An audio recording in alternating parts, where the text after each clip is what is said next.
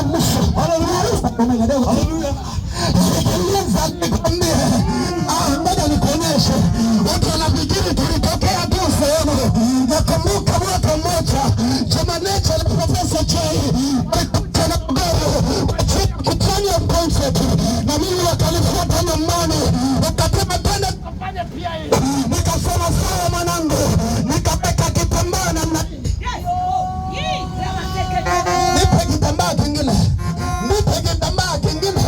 Ndio mnafikiri labda tunaongopea, napata nikwambia, time hiyo tunafunga kitambaa kichwani namna hii, tunatembea kama pupa tu, tunatembea tunadunda namna hii. Unatambia nini? Profesa Dia akaniambia, mwanangu, kama unataka kutoka mjini nenda kwa P-Funk Majani, nitakupatia namba yake ya simu akusaidia ukatoe simu. Na mimi nikakamata ile namba ya P-Funk Majani, nikatafuta sehemu, nikakaa kwa utulivu, nikapiga aro P-Funk Majani. Unaongea na kijana mmoja huku anaitwa Enoch. Kipindi hicho nilikuwa naitwa Ramsoja. Utanielewa bado?